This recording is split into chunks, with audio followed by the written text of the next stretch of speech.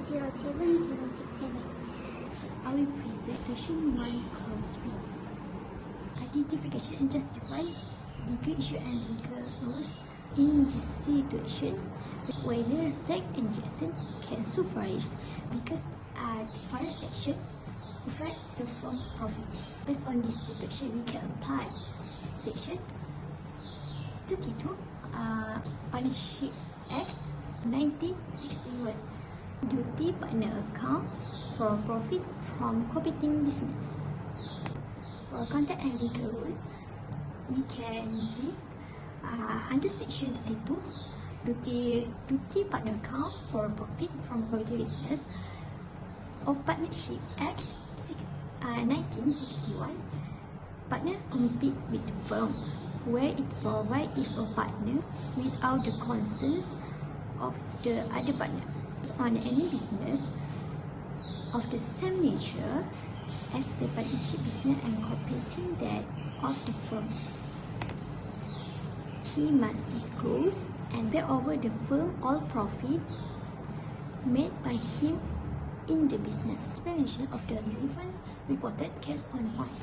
Based on Section 32 of Partnership Act 1961, stated a partner must not compete with the partnership firm in a business of the same nature. If he did so, that person must transfer all profit that he get in business to the partnership firm because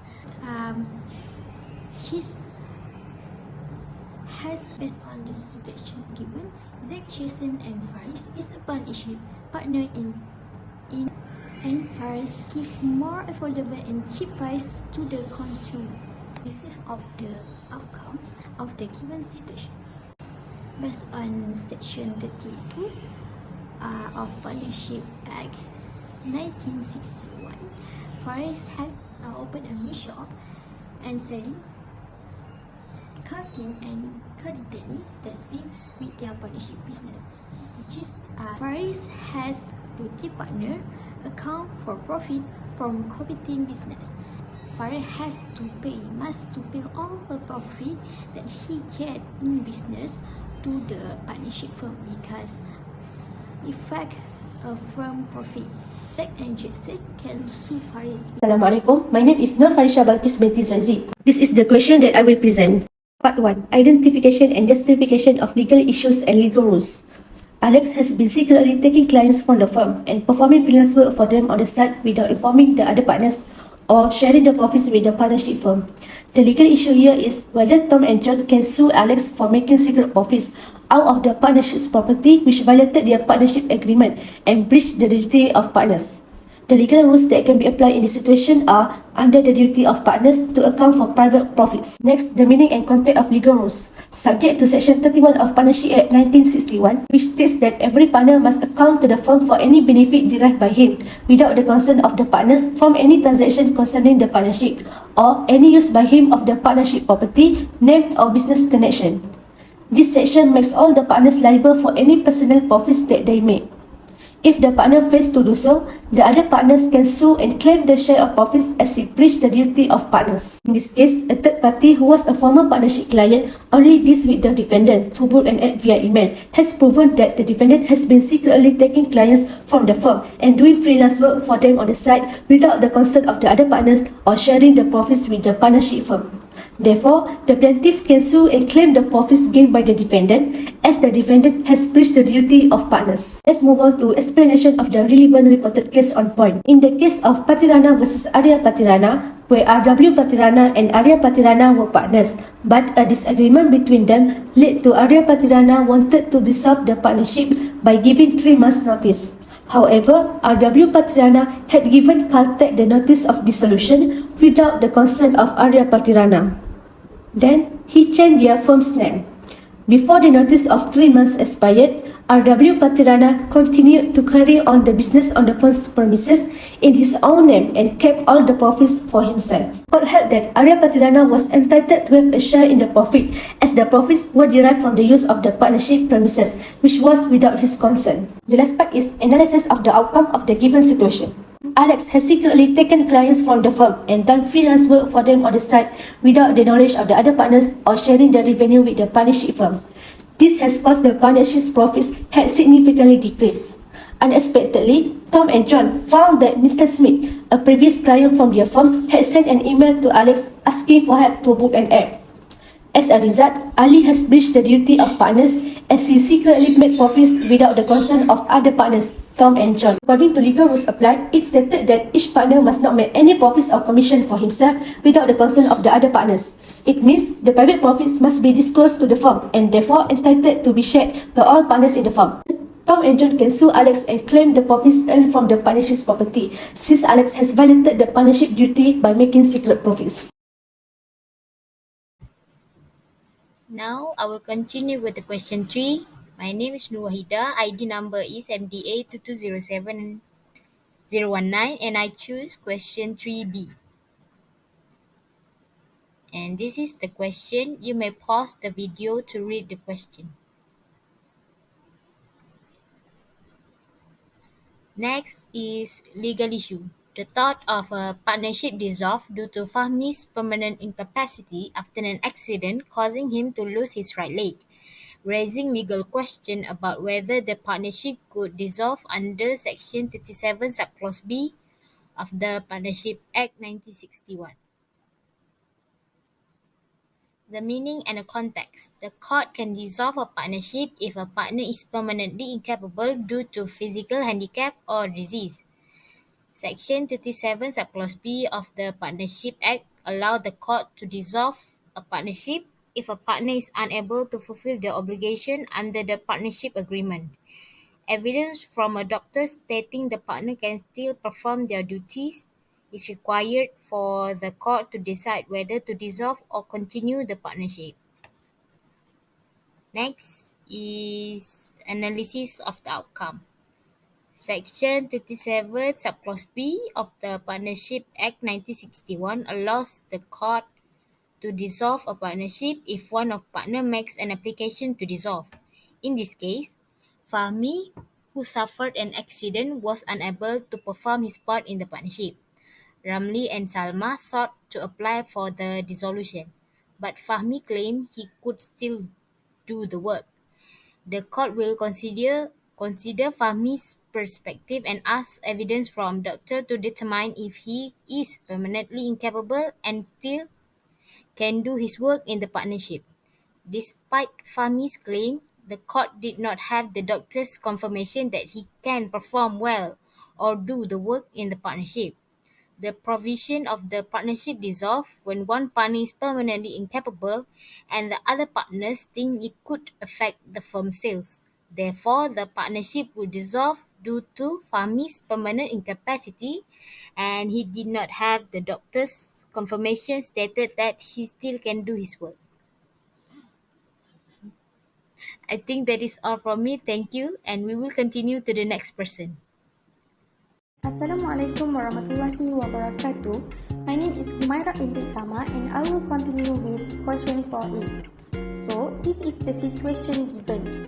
In short, this situation tells us about Saidi, which is a partner of a law firm with Salman and Halim, is facing legal action for traffic infraction and his story went viral. Based on that, Salman and Halim want to dissolve the partnership as they claim that Zaidi's act has tarnished the image of their law firm. So, the legal issue revolves around here is whether Zaidi's traffic violation constitutes prejudicial conduct affecting the law firm's reputation. And the legal rules governing this issue is Section 37 Clause C of the Partnership Act 1961 about the dissolution of a partnership by order of the court for conduct prejudicial to the partnership business.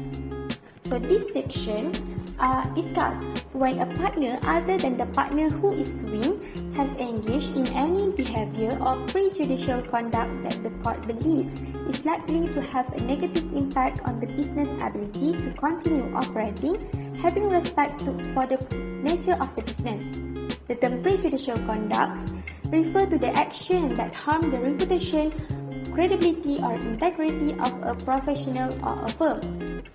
But The conduct may have two types, which is direct or indirect impact on the firm business. Firstly, prejudicial conduct involves action directly impacting the business, such as harming the bank's reputation or finance. The second type of conduct, while not directly related to the firm's business, yet it still has an effect on it. So, according to this situation, Saidi's traffic violation is analysed as prejudicial conduct that negatively impacting the law firm's business.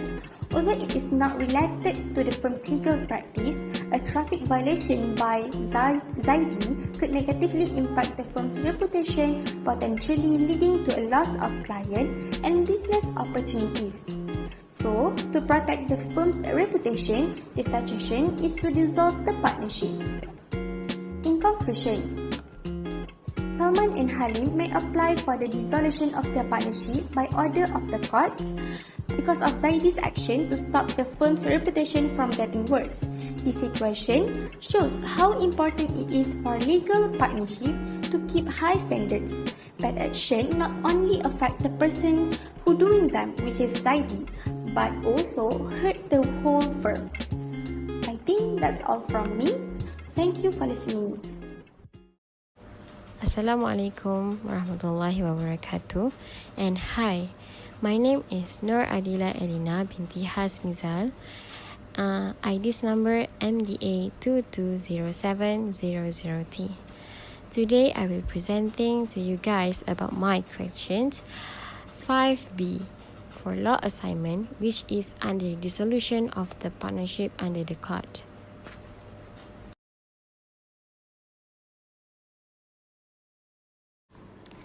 So we start with the legal rules that we can determine in this question is whether or not Zul, Safwan and Yasin's partnership business should be terminated due to Zul's mental health issue, which has become known as post-traumatic stress disorder (PTSD) following a tragic accident.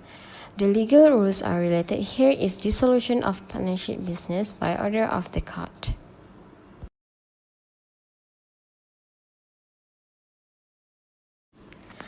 The law are stated here is according to Section 37 Clause A of Partnership Act 1961 that are stated about the mental health disorder of a partner and provides that when a partner is found lunatic or is shown to the satisfaction of the court to be permanently unsound mind, in either of which cases the application may be made as well on behalf of the partner by his committee or next friends or person having title to intervene as by any other partner. A partner can apply to the court to have the partnership dissolved based on the mental incapacity of the other partner. Due to a mental disorder, the person is considered incapable of managing his property and affairs. The mental illness must be persistent in nature. The court may decide not to dissolve the partnership if there is a charge for recovery. Subsequently, we move to the application for this scenario due to the law that I state. Firstly, Yasin should advise Zul to see a consult with the specialist about his mental condition so that Zul can know and have potential to help his PTSD recovery. Followed by that, Yasin also need to locate a lawyer to chat about these legal difficulties and inquire about the status of the partnership under their agreement if one of them is unable to operate or be persistent for an extended period of time. Lastly, Yasin should point out about their partnership status to Zul and Safwan so that they get a knowledge about the situation occurring in their partnership. And also, Yasin needs to explain their current status due to the agreement of partnership. In the nutshell, Yasin and Safwan can decide to close the law firm if their agreement allows it because of a partner's problem or if all partners agree. Thus, the partnership between Zul, Safwan, and Yasin will dissolve, and the agreement between them will terminate due to the Zul's mental health conditions. That's all from me. Thank you.